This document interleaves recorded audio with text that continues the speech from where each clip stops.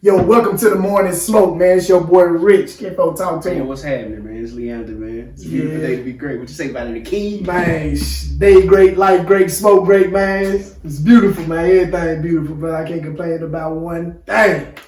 You know what I'm saying? Man, it sound like you in good spirits, my brother. Man, gotta be. You know what I'm saying? You just gotta set yourself up a routine throughout the day, and when you realize that you done accomplished by 60 to 70% of the things that you set out to do, man, That sounds like a beautiful day to meet up, brother. Yes, indeed, brother. No exaggeration when I smoke.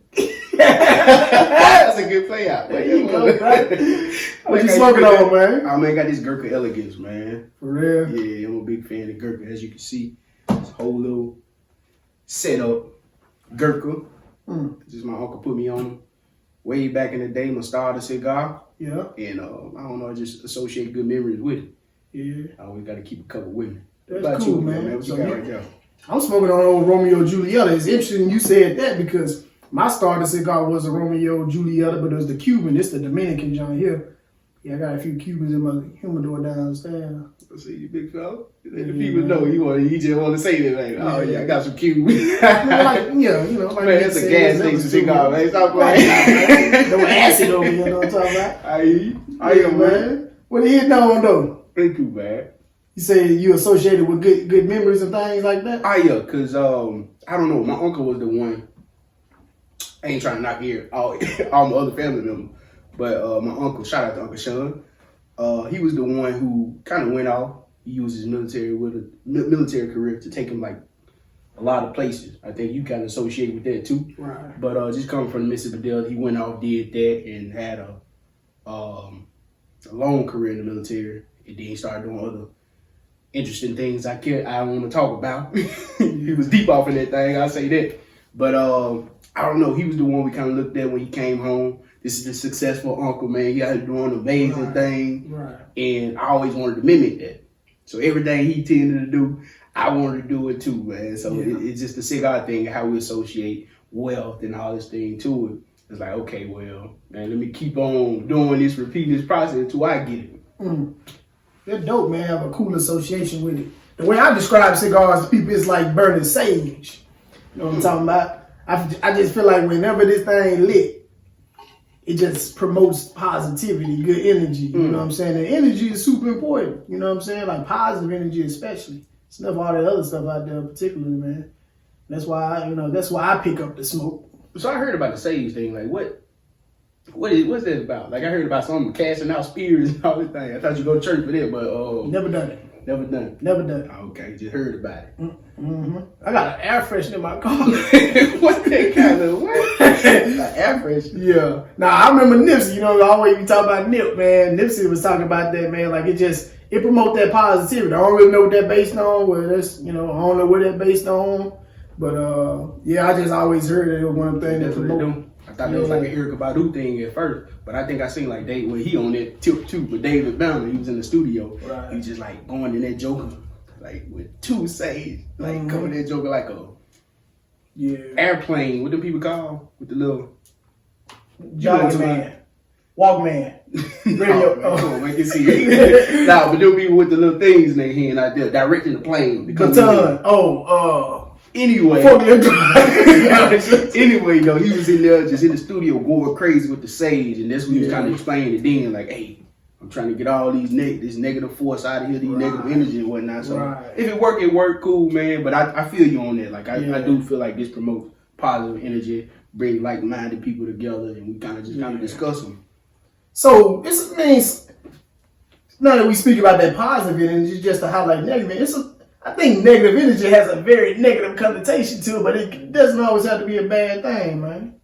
I need you to explain this to me, brother. Like, I feel like through criticism, you grow. Like, if of course, not every critic is equal, right? Not everybody with an opinion matters, right? But there's sometimes when you can learn something from that, because those are the people that speak the most truth.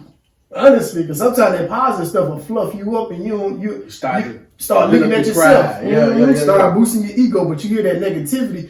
For one, it'll keep you a little bit humble, but it'll also activate that little sense of pride or everybody need a little piece of ego. You know what I'm saying? Keep you going. Yeah, man. And it sometimes they activate all that stuff, man. But I feel like you learn the most out of it, like really like criticism, honestly. You know what I'm saying? Like, because even just think about somebody just like your whole life, you just like, good job, keep doing that, keep doing that. Yeah. You know what I'm saying? If you want somebody like, man, you gonna fail with that job right there, you gonna do this, you know what I'm saying? Because you listen, you hear them out, like you hear like some stuff. Sometimes it'll be like, oh man, that's you know what I'm saying? That's like plausible, like that's worth thinking about. You know what I'm saying? And you gotta kind of maneuver around it. Now that make a lot of sense though, because it's crazy you said that. And I just started this book today, and then for you to say that, like that was the chapter, it covered that.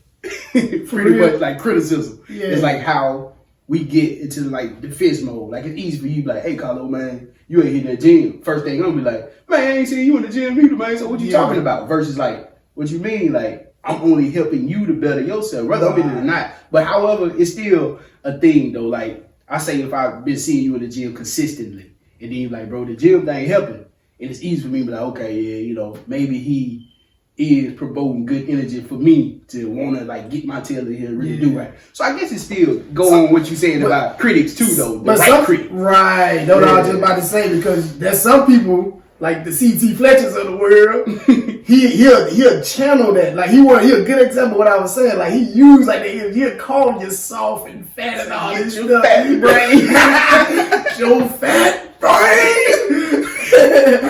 Yeah, man, but he fired you up with that though. You know what I'm saying? He real good, and not everybody got the gift like he has to like use like those, I don't know, like the what would be perceived as like the negative thing, or like maybe your shortcomings, and like using that to fuel you. You know what I'm saying? Because there's a lot of people that actually, there's a lot of people do it personally. It's just nobody really cares for somebody else to say it. But sometimes when somebody else say it, it'll help you see things inside of yourself. Like, I know it me and you, man, we always go at it, man. You know what I'm saying? And you'll tell me stuff sometimes I respond, like probably like Dale Carnegie saying not to do. Right. You know what I'm saying? But then I sit back when when away from the situation, I think about it and be like, hey, boy, I am stubborn. You know what I'm saying? And then I start looking at this? Like, not me. No, just talking about them. Yeah, man. Like every time you just sit back and you think about it, you know what I'm saying? And, like what it is that you said, and then you realize the truth in it. Right. You know what I'm saying? You start to peel back the onion a little bit, start understanding things in yourself a little bit better. But I don't know, man. I don't know. That was an issue for me. Like I always felt like I was right. I was perfect. Nobody, no wrong could Carlo do. That's what I felt. But I don't know. I think the biggest lesson for me was having my child. So I look at it, she came at a dark place in my life. However, that was the mirror I needed. Like when people talk about Carlos, you demanding, you this, you that, you selfish, all this kind of stuff. And then when you start to see like, hey, you got somebody else to tend to, take out the selfishness. Now you seeing how demanding she is. She got like, full personality, the whole nine. You're like, okay, yeah, brother, you got a lot to work on. Yeah. So because of that, it's like I can see myself now. It's like, okay, work on this, make the adjustments. And then, man, you see yourself like start to grow. Right. People gonna hold on to your old self for the longest. Absolutely. But however, it's like be okay with what you become. Like I know now I was wrong. I know my problems, the adjustments I needed to make to better myself. And now I think like we're moving in the right direction. Yeah, man. That's important what you just said, man. Like how people get caught on who you were. Right. And I think that's why so many people have like those negative relationships with people that they grew up with, people that knew them before. You know what I'm saying? Because it's hard to adjust. There's a little saying somewhere out there that it's like the strangers that you meet believe in you better than the people that you know in your whole life. And that's kind of the reason why. Harriet Tubman said that. You playing? No, there you go. Come on, shout out to Harriet, man. Come on, bro. It sounds like some music. I want to show a little love. Harriet did a lot now. Harriet was a bad mom, man. I read like something the other day, on a tangent now, but it was like a little thing. It was like, I think she was abused. Mm-hmm. Hey, I just sorry for myself, man. I reached my goal today, my fitness goal. But yeah, man, it was saying like how it was like I guess her husband was controlling or something, and she was abused or something. I apologize, I'm getting this wrong, but I remember they were like listing out these things. It was a meme, so I don't really know how true it was. But you get your news from now. Right, but Instagram news. Yeah, man, but it gave it painted like a picture of a person who was like all sort of limitations. Then they went on to go get and they built it up to where you didn't really realize who they was talking about. They were like, they went over to get some people to try to help them. Even some of the people didn't even realize they needed the help. She would still go back. Like, she was risking her life for people that didn't really believe in what she was doing. You know what I'm saying? Then at the end, it laid down like it was Harriet Tubman. You know what I'm saying? Crazy. Like, so you think even the people she was around, they probably noticed those things, like the characteristics she had prior to, she was a negative energy person, whatever the case may be, and then she finally woke up one day and hey, this is what it is, and she was successful at her attempts doing this. Do you think that the same thing goes with trying to reach back the people back at home? I ain't saying I got a bad name back home, but I'm just saying for people who are in their areas and they get upset when people not supporting them and all this kind of stuff. Sometimes you gotta look back at your track record, man. What relationships did you have with people there? All those different things. You think that plays a factor into the amount of support you get? Kind of, sort of. Nah, absolutely, kind of, sort of, man. Because I think that thing more internal on the individual that you're trying to reach out to. You know what I'm saying? Because a lot of times, it ain't nothing you done done. You know what I'm saying? Because I like to think, man, growing up, there were little feuds and situations that I had, most of them female related. Keep the whole buck with you. No, okay. No, I used to be. But you changed. You changed. Thank God for growth. Yeah, man. But yeah, them the only kind of little situations I had. No were very far and few. You know what I'm saying? I ain't never really had no situation like that. I ain't never done anything to nobody where they should have a negative thought on me being in a few female situations. You know what I'm saying? But that goes back to what he was saying here too. How the shooters and whatnot. He talked about Al Capone too. Al Capone, he felt like he was a benefiting the world. I'm helping people out, but everybody else was viewing him as a threat, man. Come on, man. And he man, y'all wrong, man. I'm really helping people regardless of how y'all view it. And he believed that until he was out of here. Yeah. Do you think you got some of those? Come on, bro. Ain't no Al Capone now. Nah, man. For real, because I always came from a compassionate place. I'm the type of person that you can mess me over, bro. Most of the time, I'm just not getting to a point where I would confront you about it. Right. Most of the time, I just fall back. You know what I'm saying? But I realize for one, there's no growth with me and not addressing situations. You know what I'm saying? It's just a point where you gotta communicate when something is wrong. But sometimes people just don't even know they're doing it, or they don't even know how it affects you. Right. You know what I'm saying? And I always just was I fall back, and people look around and be like, "Dang, man, can you don't even mess with me no more?" Right. You know what I'm saying? But it wasn't nothing that I did. It was something you did, but I didn't really communicate it I feel like I probably could have. You know what I'm saying? But I ain't never did no sour things back home, and I don't feel like should be no reason. You know what I'm saying? People not to mess with you. Right. Yeah, it makes sense. You know what I'm saying? And one thing I always have been I was super cool, super calm, not cool in the popular way, although I was. Who told you that? Been myself here. And the ego, that little piece of ego that you need. You gotta have it. Yeah, man. But yeah, man, I ain't never did nobody no dirt, man. So, and it always came from a place of even before it was mature, I always had I came from a place of compassion. You know what I'm saying? And right now, that's really what I'm doing now. But it's I'm just offering something different now. You know what I'm saying? Something that can really free you.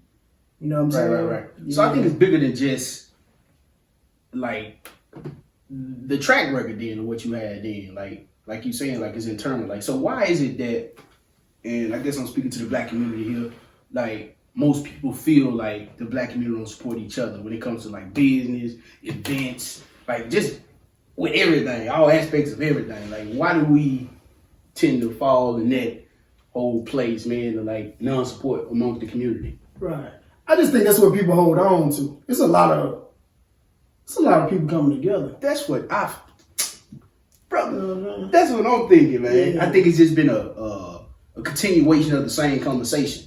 And people just, oh man, I don't mess with them. They ain't this, they ain't that, man. Shoot, white people treat you better than the like you keep saying this, but you're not putting yourself in places or in positions or at events where the black community is supporting each other. Like different events I go to, I see everybody kind of linking together, doing this together. Like, I think we need to get outside of that space, man, because things are like changing. I think for the good. Like a lot of people are becoming woke now. It's like, yo, come on, man, what? And for many reasons, like just historically and currently, like people have always held on to those times when we went against each other. Like you look at the Malcolm X, Martin Luther King. Right. You look at how they broke up, like the Black Panther Party and all that stuff. Right. Like they pit people up against each other. Like it ain't really even got to be like that. Because talk about that us versus them mentality. Like I done got screwed over by all kinds of races. You know what I'm saying? And I had love shown to me from all kinds of races. Same here, yeah. You know what I'm saying? Because I gotta say, like the early education of finances, like there wasn't no black person taught me that. Right. You know what I'm saying? Like the great bit of it. You know what I'm saying? There've been times where,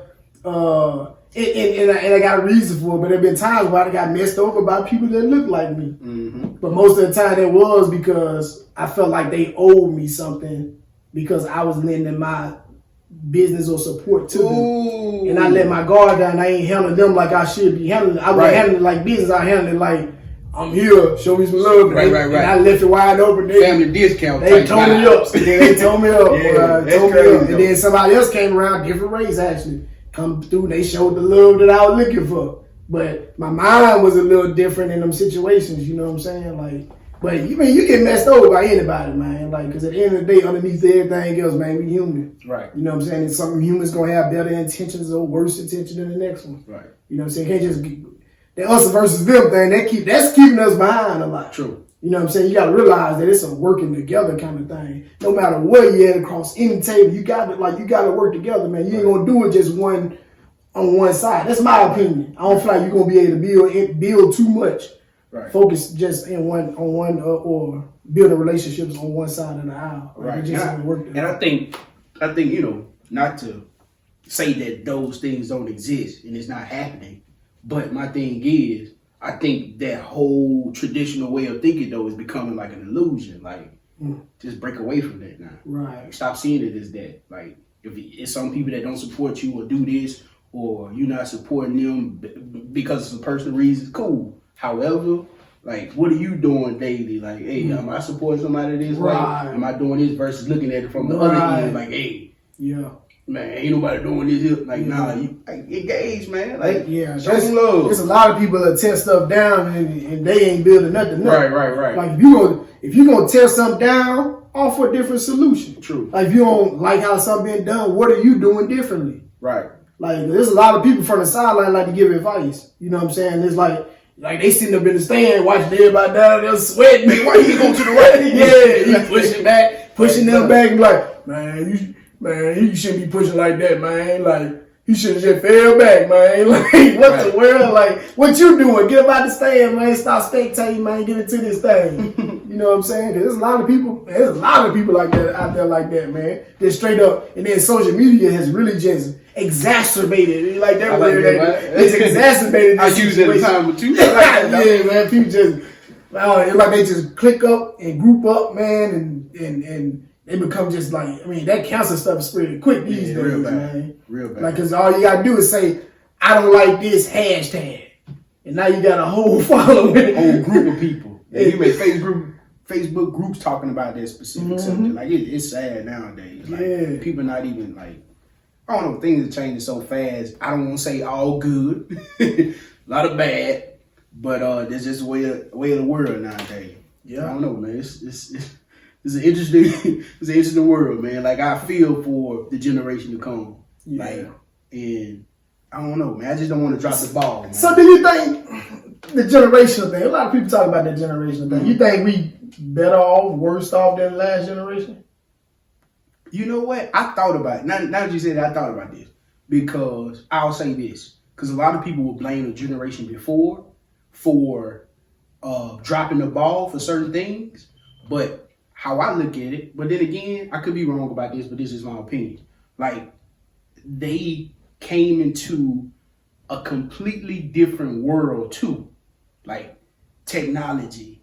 You got little babies can work a phone or computer better than you can. Not better than me, but I know what you're talking about. We got inside the boat though. In the 90s, man, stuff started kind of introduced the internet, the whole nine. Right. But you got people who, the older generation, who are not being accustomed to what's happening now. It's just like, oh well, you know, it wasn't like that back in my day. But you have to grow as time goes. Right. So it's like you being left out, and now your kid have access to so much information than you ever did, and now they becoming more wiser than you are. Which is kind of crazy. It's like the children are becoming the parents in a sense. So I think that's why a lot of rebellious and bad kids walking around here. Yeah. But I don't know, man. I could be wrong about that, but that's just how I see it now. So you think the generation now is better than I think they are better off, but because they don't have anybody leading and guiding them, they just like doing their own thing, and it's just like making them worse off than what they should be. My overall opinion of it is, because everybody gonna be like, man, you kids ain't like what they were before, man. They ain't like what they were before. And I feel like that been happening since time has started. You know what I'm saying? Like, like, man, I remember when we were wearing these little skirt looking things, you know, back in them jeans days. Like, boy, they wearing jeans now. Like, they think something nice. It's always so. But if I could point out one thing, like, say, our parents' generation compared to our generation, I feel like our parents, they had more value. They were more value based and more morally based. While we have more information, like we a lot smarter, but we have, I feel, less values associated with it. That's you know what I'm saying. I'm definitely on tap with you on that. And it's like the very few, which I have to say, that unique late 80s, 90s little time frame. We kind of got to blend to both of them. You know what I'm saying? Like when we, you know what I'm saying, we come up on our parents when they were young, they were like putting them values into us, but we also caught a wave of the information as well. You know what I'm saying? And when you put them things together, that's why that self-actualization is so important. Because when you start to look within yourself, you'll tie your information that you learn and gain that access, and then you put that with them values that you have. Man, you'll be a bad. And you have a heart to want to just spread this to as many people as you can. You know what I'm saying? Yeah, I just think it's just moving so fast now because you have that access too. Because like then it was like slowly, gradually becoming, you know, better. Man, stuff was introduced to them slowly but surely. But now, boy, stuff changing so fast.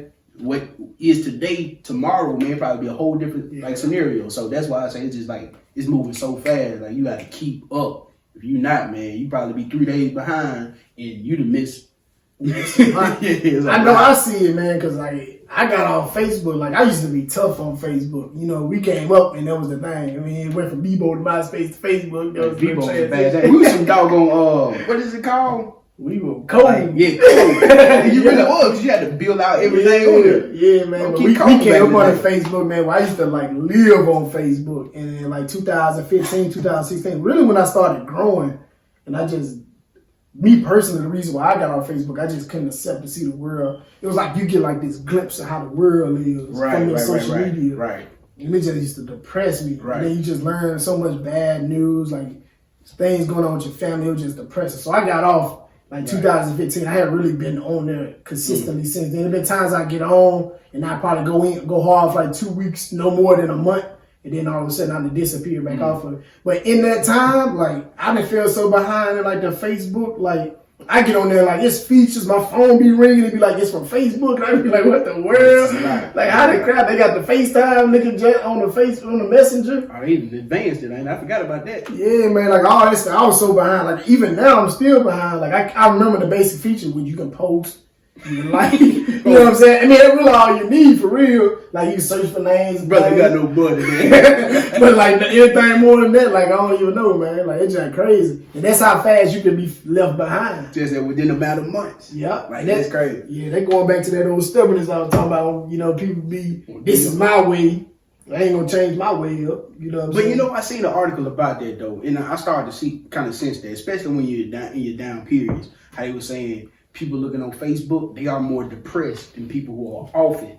Makes sense. And you think like, oh man, I'm doing good and all this kind of stuff, and then you start strolling down and people giving you a false image of what they actually are doing. Mm-hmm. Like, of course, ain't nobody about to tell you, oh man, I just lost my job. This happened to me, whatever the case may be. Like, they ain't gonna show you that side. They gonna always like paint a picture, like, hey, I'm over here in Egypt, man, everything good, but back home, man, you suffering. Like, you just don't know. So you thinking everybody good, you're like, man, I'm so far behind and all this kind of stuff, and you trying to use that as a mirror for your life. You can't do that. Like, it don't work that way. And I think that's why that depression, because they kind of did a study on that. I thought that was kind of interesting to see. So I kind of started to notice that. I'm like, okay, you ain't too happy throwing all this old stuff, man. Like, when you down. Yeah. And then you kind of see it for what it is. So the way I see information, man, which is what social media offers, excuse me, I see that it's like, just how like people say you need to moderate what you eat. I feel like you got to moderate information. Because not all information is good information. Right. And I think that's one of the things for me. Like, I want to address so much and want to like impact so much in the world, right? But it's, of course, this is my perception of everything. Like, things I think negative, other people love it. Obviously, right. Like, that's what the majority of people are doing. You know what I'm saying? But that's just like, when you looking at it, like, it's like I can't handle it. You know what I'm saying? But that's just me taking in too much information. Like, I need to stay in touch and just have my hand on a pulse of what's going on, so I can kind of know what's really happening. You can't diagnose, or you can't prescribe something to somebody or diagnose a problem without actually like witnessing the problem. You know what I'm saying? Like, so you got to kind of be close to it in that way, but you also got to be able to pull away from it to where you don't actually be consumed by what's going on. Right. You know what I'm saying? Because that's what ended up happening when you get that information overload. You start to become consumed in that thing. That's how the depression happened for me. Like, I'm starting to get into it, and it's like, man, this stuff's sad, bro. Like, you know what I'm saying? Like, it's world issues that are affecting your community, and you sharing fight videos. Like, that stuff hurt me, bro. Like, seeing that stuff, like, man, are y'all serious? Like, in 2015, 2016, like, that was a time when they had the whole BLM movement and stuff going on. Like, people feel their ways about that, and I feel my way. They ain't caring to share all that. But, like, they had all this stuff going on, this other little things going on, man. And then you just see, like, nobody really, like, I don't know. It's like people was behind that thing, but they were kind of, like, blindly behind the thing. And I don't know, man. So much crap, but we got to do another episode on that one, bro. Just to kind of talk more, because that's something to think about for real. Like, I don't think people really understand. Yeah. Like, it's deep. It's deep. But Facebook ain't no controlling it. Like, you seeing stuff, man, you probably gotta unfollow all your friends on there, man, just to get some kind of substance. But that's why I think I spend more time, if any social media platform, is gonna be Instagram. Because I can kind of go through and tailor what I can see. Right. And who I'm following, like, and I want to get information from people who are way beyond, like, my knowledge base. Like, I want to take from them. Versus, just any old body. I kind of got on Instagram late in the game, so I was able to actually filter my audience, or who I'm following. Right. Yeah, so Facebook, man, I grew with Facebook, so there's like a lot of foolishness on there because it was young Keem on there. But like, I look at, like, man, I go on Instagram, like, it's cool, so I'm actually motivated. I leave feeling better, and although I still don't put too much time toward that neither, because you can still be overloaded on even too much of the good stuff. Too much of the good stuff may not be what you need. You know what I'm saying? And sometimes it'll, like, jade your direction, your thoughts and ideas. You know what I'm saying? So it's important to moderate. It makes a lot of sense. Too much good information. Because what you start to really do, you start consuming all this information, keep watching, and now 6-7 hours went by. No action. You ain't did nothing. Right. But you got all this motivation. You hyped up.